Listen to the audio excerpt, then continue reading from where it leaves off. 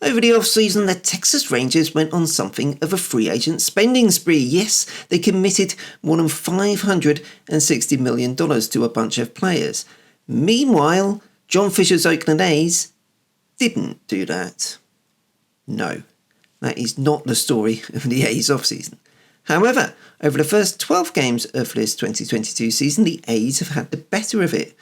What does that tell us about the upcoming series between the two teams? Well, let's take a look.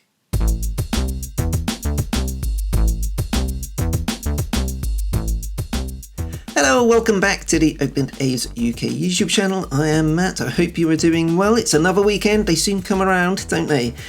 Anyway, the A's have kicked off this homestand in good style, beating the Baltimore Orioles 3-1. If you haven't seen my series review of that, you can see that link up there somewhere.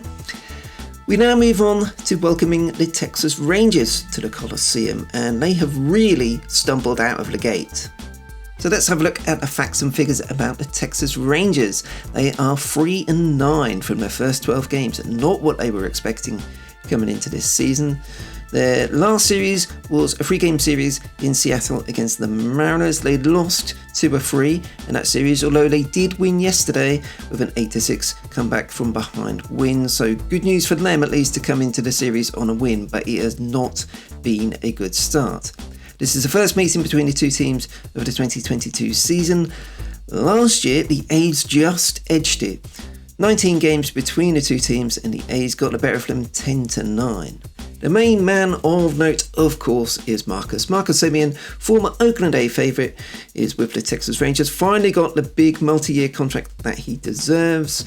However, it hasn't started too well for him as a Texas Ranger. Still very, very early days, but he's had a very slow start. He's hitting just 180 so far this season. And yes, like all of you, that does make me worry that a trip back to the Coliseum may be just what he needs, but hopefully his slow start will carry on for another 3 games at least. One person who won't be participating in this series is another of their free agent signings, that is Jon Gray. The pitcher was placed on the injured list yesterday. Glenn Otto has been called up to take the start tonight in his place. And pitching is a key factor for these Texas Rangers because only the Washington Nationals have allowed more runs than Texas so far this season. 75 runs allowed from the first 12 games. That's more than 6 runs allowed per game. You're not going to win many games when you're having to score at least 7 runs to win it. As for the Oakland A's, the main question coming into this series is whether any of the players who are currently on the COVID injured list will be taken off that and moved back onto the active roster. We don't yet have any news on that at time of recording, but it wouldn't be a surprise to see a couple of those guys, maybe Stephen Piscotty, maybe Jed Lowry, moving back onto the active roster for this series. And as for that series, let's take a look at the details for the 3 games coming up. Game 1 is Friday night. It is a 6:40pm start time out there in Oakland, so 2:40am for us in the UK.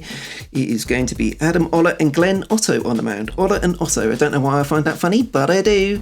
And if you're watching on TV, don't forget that this is one of the Apple TV games that have been introduced for this season, the Friday night Apple TV games. So it is only available to watch on Apple TV, although you don't actually need a subscription for this one. So long as you've got an Apple login, you can watch it for free. But it is on Apple TV, not on any other platform. Game 2 on Saturday is a day game, a 1:07pm start time out there in Oakland, so 9:07 our time.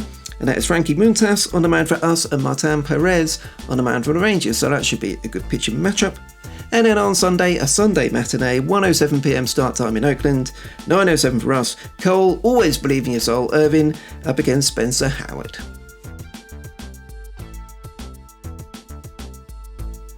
So what do you think, guys? The Texas Rangers, in one sense, are there for the beating, but in another way, just like with Marcus Semien, who started slow, it's got to turn around at some point. They have got some good players there, of course, so hopefully we can keep them down, keep on top of them, keep this good start to the season going, and we can have a good series win. But what are you expecting? 2-1, 3-0?